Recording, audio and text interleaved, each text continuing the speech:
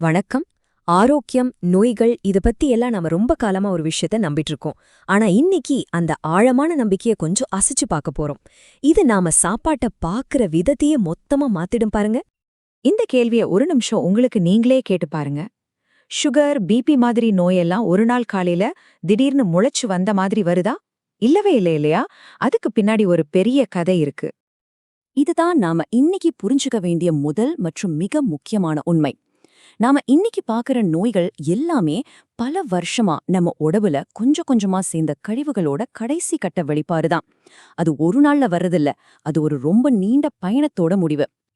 சரி, வாங்க இதை இன்னும் கொஞ்சம் ஆழமா பார்க்கலாம். சித்தம், ஆயுர்வேதம், அலோபதின்னு நீங்க எந்த மருத்துவ முறைக்கு போனாலும் சரி, அவங்க எல்லாருமே ஒத்துக்கிற ஒரே ஒரு விஷயம் என்னன்னா, உடம்புல கழிவுகள் தேங்குச்சுன்னா அது கண்டிப்பா நோயா மாறும். நம்ம உடம்பு உண்மையிலேயே ஒரு சூப்பரான கழிவுகளை வெளியேத்துற மிஷின். குடல் வழியா மலம், சிறுநீரகம் வழியா சிறுநீர், தோல் வழியா வியர்வை, நுரையீரல் வழியா கார்பன் டை ஆக்சைடுன்னு 4 வழியில கழிவுகளை வெளியே தள்ளிக்கிட்டே இருக்கு. இந்த 4 வழியும் சரியா வேலை செய்யற வரைக்கும் நமக்கு எந்த பிரச்சனையும் இல்ல. ஆனா எப்போ இந்த வழிகள்ல சும்மா அதிகமாகி கழிவுகள் தேங்க ஆரம்பிக்குதோ அப்போதான் நம்ம உடம்பு நோய்ங்கிற பேர்ல நமக்கு ஒரு வார்னிங் சிக்னல் கொடுக்குது. அப்போ கழிவுகளை அதிகமா உருவாக்காத உணவு எது? ஹெல்தி ஃபுட்னு நாம நினைச்சிட்டு இருக்கிற பல விஷயங்கள் உண்மையிலேயே ஆரோக்கியமானதா, இல்ல நாம அதை மொத்தமா தப்பா புரிஞ்சுக்கிட்டோமா? வாங்க பார்க்கலாம். இப்ப நாம பார்க்க போற இந்த ஒரு கேள்வி நம்ம மொத்த பார்வையையும் மாத்தப் போகுது. நாம எப்பவுமே எதுல அதிக சக்தி இருக்கு, எதுல நிறைய கெலோரி இருக்குன்னு தான் கேக்குறோம். ஆனா நம்ம உடம்பு என்ன கேக்குது தெரியுமா? எந்த சாப்பாடு எனக்கு கம்மியான பாரத்தை கொடுக்கும்னு கேக்குது. நாம சக்திய பத்தி யோசிக்கும்போது நம்ம உடம்பு ஜீரணத்த பத்தியும் அதனால உருவாகிற கழிவுகளை பத்தியும் தான் கவலைப்படுது. இந்த சின்ன பார்வை மாற்றம் ரொம்ப பெரிய வித்தியாசத்தை உருவாக்கும்.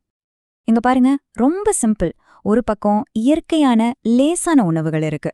இது உடம்புக்கு எந்த பாரத்தையும் கொடுக்காம ரொம்ப கம்மியான கழிவுகளை உருவாக்குது. இதனால உடம்பு சுத்தமாகுது. இன்னொரு பக்கம் ஜீர்ணிக்கவே கஷ்டமான செயற்கையான உணவுகள் இருக்கு. இது ஏகப்பட்ட கழிவுகளை உருவாக்கி உடம்புல நச்சுக்களை சேர்க்குது. எல்லா நோய்களோட ஆரம்பமும் இங்கிருந்து தான். இந்த கழிவுகள் தேங்குறத இன்னும் தெளிவா புரிஞ்சுக்க ஒரு பவர்ஃபுல்லான உதாரணத்தை பார்க்கலாம். நம்ம உடம்ப ஒரு நிமிஷம் ஒரு குப்பை தொட்டியா கற்பனை பண்ணி பாருங்களேன். இந்த உதாரணம் ரொம்ப எளிமையானது, ஆனா ரொம்ப பவர்ஃபுல். முதல்ல அந்த தொட்டி ஏற்கனவே நிரம்பி இருக்கு. அதுதான் நம்ம உடம்புல ஏற்கனவே தங்கி இருக்கிற ஜீரணமாகாத பழைய சாப்பாடு. ரெண்டாவது, பசிக்கவே இல்லனாலும் நாம நேரத்துக்கு சாப்பிடணும்னு சொல்லி அந்த நிரம்பின தொட்டி மேலேயே இன்னும் குப்பைய கொட்டுறோம். கடைசியில என்ன ஆகும்? குப்பை தொட்டியில துர்நாற்றம், புழுக்கள் வர்ற மாதிரி நம்ம உடம்புல நோய்கள் உருவாகுது. அவ்வளவுதான் விஷயம். இதுதான் நாம செய்யற மிகப்பெரிய தப்பு. முதல்ல சாப்பிட்ட சாப்பாடு மலமா முழுசா வெளியே வரத்துக்குள்ள நாம அடுத்த வேளை சாப்பாட்ட உள்ள தள்ளுறோம். இதனால தான் நமக்கு பசிக்காமலே சாப்பிட வேண்டியிருக்கு. எவ்வளோ மருந்து சாப்பிட்டாலும் நோய்கள் தீராம இருக்கு. ஏன்னா நாம தொடர்ந்து குப்பை மேல குப்பையா அடுக்கிக்கிட்டே இருக்கிறோம். சரி, இப்படி கழிவுகள் தேங்கறதால வர நோய்களுக்கு நாம என்ன செய்றோம்? மருந்து சாப்பிடுறோம் இல்லையா? ஆனா அந்த மருந்து உண்மையில நோயை குணப்படுத்துதா இல்ல வேற எதையாவது செய்யுதா? இதுக்கும் ஒரு சூப்பரான உதாரணம் இருக்கு. யோசிச்சு பாருங்க. ஒரு ரூம் முழுக்க குப்பை நிறைஞ்சு பயங்கரமா நாத்தம் அடிக்குது. நம்ம என்ன பண்றோம்? ஏர் ஃப்ரெஷ்னரை எடுத்து ஸ்ப்ரே பண்றோம். அந்த நேரத்துக்கு நாத்தம் போயிடும். ஆனா உள்ள இருக்கிற குப்பை அப்படியே தான் இருக்கும்.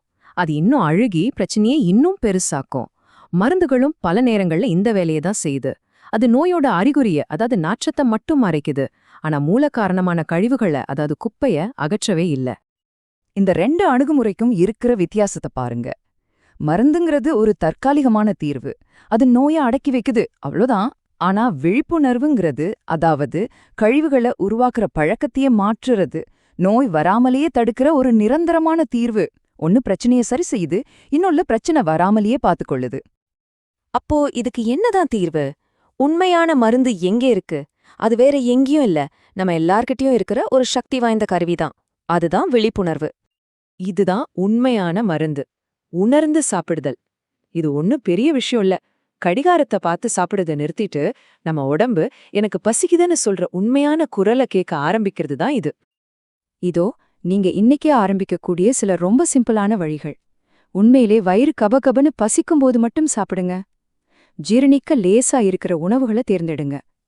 காலையில சாப்பிட்டது முழுசா வெளியே போனதுக்கு அப்புறம் மதியம் சாப்பிடுங்க. அப்புறம் மெதுவா நல்லா ரசிச்சு முழு கவனத்தோட சாப்பிடுங்க. இந்த சின்ன மாற்றங்கள் உங்க ஆரோக்கியத்துல ஒரு பெரிய தாக்கத்தை ஏற்படுத்தும். எவ்ளோ ஆழமான ஒரு சிந்தனை பாருங்க.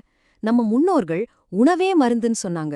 ஆனா நாம நம்மளோட தப்பான பழக்கங்களால அதே உணவை நோய்க்கான காரணமா, அதாவது விஷமா மாத்தி வச்சிருக்கோம்.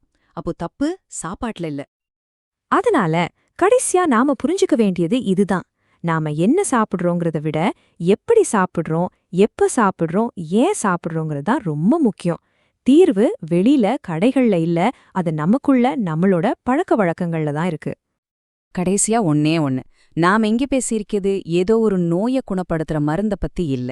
இது நோய்ங்கிற ஒண்ண நம்ம உடம்புக்குள்ள நுழையவே வாய்ப்பு கொடுக்காத ஒரு வாழ்க்கை முறை. அறிவியல். கழிவுகளை சரியா வெளியேத்தி விழிப்புணர்வோட சாப்பிட்டாலே போதும், நம்ம உடம்பே தன்னைத்தானே சரி செஞ்சுக்கிற ஒரு மிகச்சிறந்த மருத்துவராயிடும்.